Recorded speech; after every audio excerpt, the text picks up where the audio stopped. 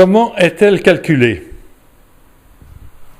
Ce sont les services fiscaux de chaque département qui établissent chaque année l'avis d'imposition que vous recevez généralement en septembre pour paiement le 15 novembre. Nous allons essayer de vous faire comprendre les calculs de la page 4 qui déterminent le montant que vous allez devoir payer. Tout d'abord, vous y voyez 3 colonnes. Une pour votre commune, une pour les syndicats de communes, organismes auxquels votre commune a confié certaines tâches, une pour l'intercommunalité, votre communauté de communes ou la communauté urbaine de Lyon. Ces 3 colonnes se présentent de façon identique. Sur la première ligne figure la valeur locative brute de votre logement. Pour en connaître le calcul, vous devez regarder la vidéo correspondante. C'est elle qui sert de base de calcul.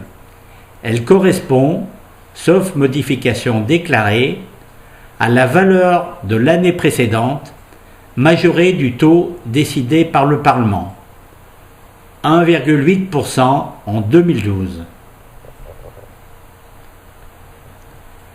Sur la deuxième ligne se trouve la valeur locative moyenne de tous les logements situés dans cette collectivité.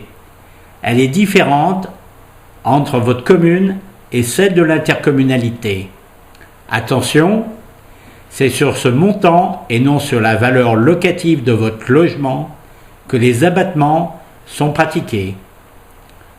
Ensuite, vous trouverez une case abattement. Elle contient les différents abattements décidés par les élus des collectivités dont vous dépendez, commune, intercommunalité.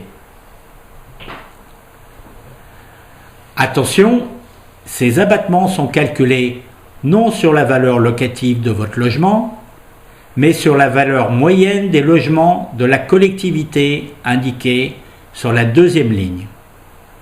Le premier de ces abattements est dénommé général à la base. Il s'applique à tous les foyers.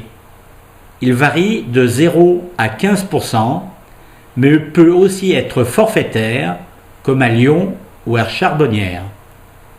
Le deuxième abattement, de 10, 15, 20%, concerne les 2 premières personnes à charge. Le troisième, de 15, 20 ou 25%, concerne les autres personnes à charge. Le quatrième, spécial à la base, n'est pas utilisé. Le cinquième concerne les personnes handicapées.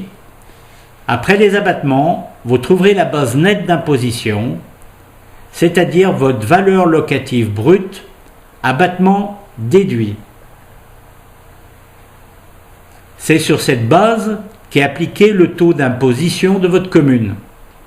Le produit de cette base et de ce taux donne le montant qui revient à la collectivité. Le principe est le même pour chaque collectivité. Ensuite, vous sont indiqués les taux pratiqués l'année précédente et les variations en valeur et en pourcentage. Sur la dernière colonne, à droite, figure le montant total perçu par les différentes collectivités.